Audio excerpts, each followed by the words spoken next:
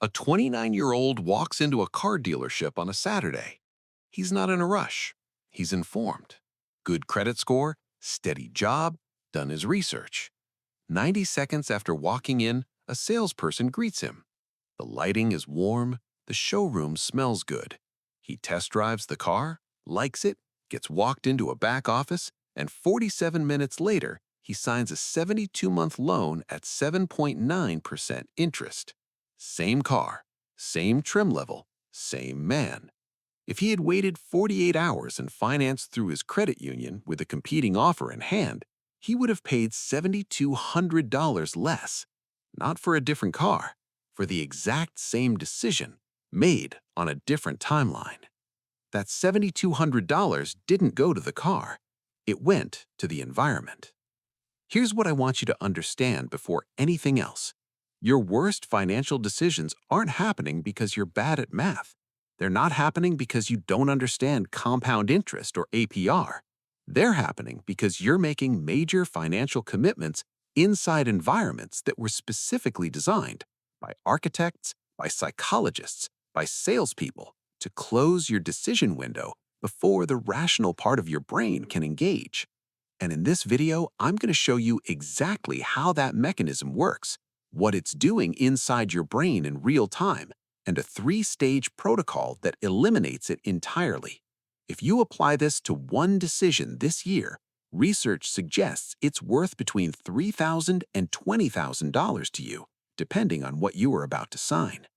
I want you to stay with me for the next 12 minutes because the most important part isn't the rule itself.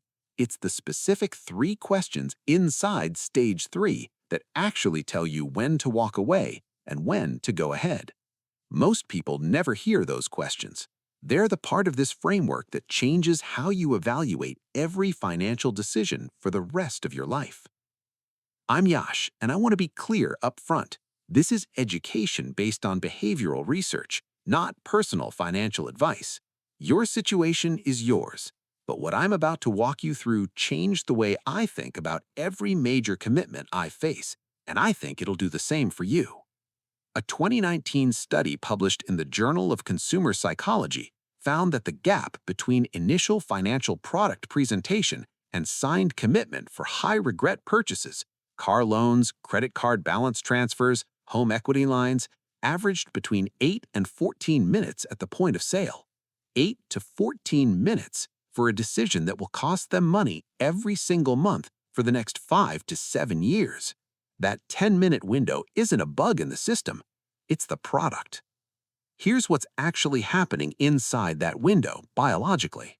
Your prefrontal cortex is the part of your brain responsible for evaluating long-term consequences, running cost-benefit analyses, and overriding emotionally driven impulses.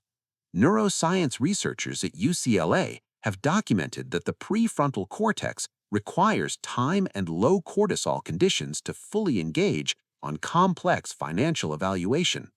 Dealerships, furniture showrooms, timeshare presentations, bank loan desks, these are high-stimulation, high-cortisol, socially pressured environments.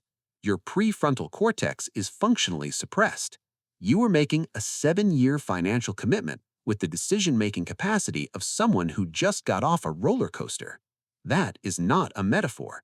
That is the neurological mechanism. And sellers know this.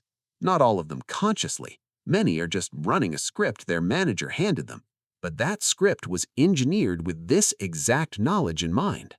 I can only hold this price until end of business today. The finance manager has another appointment in 20 minutes. This is the last one we have in this color.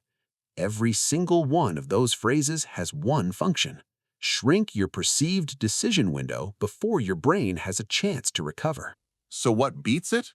It's almost embarrassingly simple.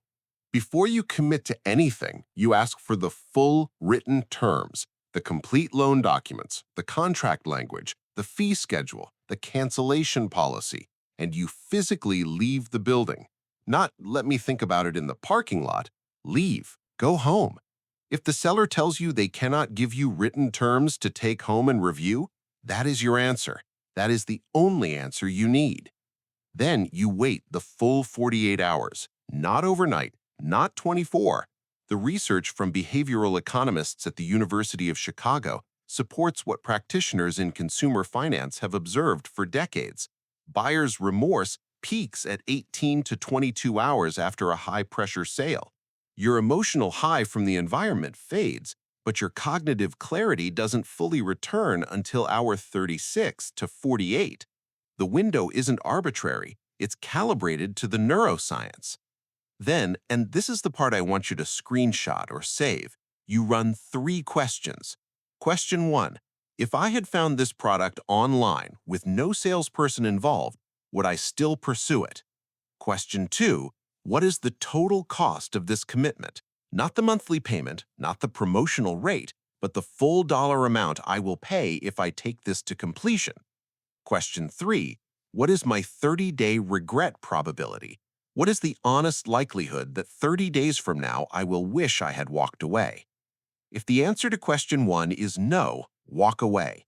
If the answer to question 2 surprises you, if you genuinely didn't know the total cost until you calculated it outside the environment, walk away. If the answer to question 3 is above 20%, walk away. These 3 questions aren't designed to make you never buy anything. They're designed to do one thing: separate decisions made under manufactured urgency from decisions made with your actual cognitive capacity engaged. And here's what happens when you apply them. A 2022 consumer behavior analysis from the National Foundation for Credit Counseling found that consumers who introduced a structured waiting period before major credit decisions reported 67% lower rates of financial regret at the 6-month mark compared to those who decided same day.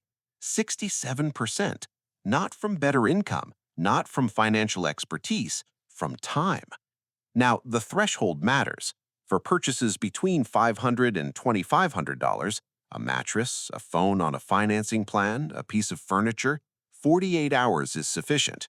For commitments between $2,500 and $15,000, a used car, a personal loan, or a home improvement agreement, the extension is 72 hours minimum, and get one competing offer in writing before the clock expires.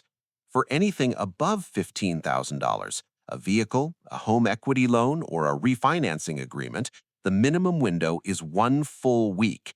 And during that week, you speak with at least one person with relevant financial knowledge who has no stake in your decision. Here's the behavioral psychology underneath all of this. What you're actually doing with this framework is not just waiting. You're deliberately relocating the decision from a seller-controlled environment to a neutral one. Behavioral economists call this decontextualization, removing a choice from the emotional and social context in which it was first presented. Research consistently shows that the same financial commitment that feels exciting and completely reasonable inside a showroom can feel unnecessary or disproportionate when evaluated at your kitchen table 2 days later. The product didn't change. Your neurological context did. You've already experienced this working. Think about a purchase you almost made, something significant, and then slept on it and decided against it. That decision didn't cost you the product, it saved you the regret. This framework just formalizes the thing your instincts were already trying to do. That 29-year-old from the beginning of this video wasn't a cautionary tale because he was financially illiterate. He was intelligent, he was employed, he had a decent credit score. He's a cautionary tale because he made a 7-year financial commitment inside a 47-minute decision window, inside an environment that was engineered to prevent him from thinking clearly. The 48-hour rule doesn't require intelligence. It doesn't require discipline. It requires one thing: leaving the room before you sign. The question I get asked most after people start applying this is, what do you actually do with the money you save when this keeps you out of a bad financing agreement? Where does it go? How do you position it? And what does the compounding math look like when you redirect that $7,200 over 10 years? That's the next video, and it gets into territory that changes how you think about building wealth entirely. Before you go, one question. If you applied this starting tomorrow, what's the one purchase or commitment you're currently circling that you know, if you're being honest, probably needs more time? Drop it below. That answer is more valuable than you think. You don't need more willpower. You need better architecture. Now you have it.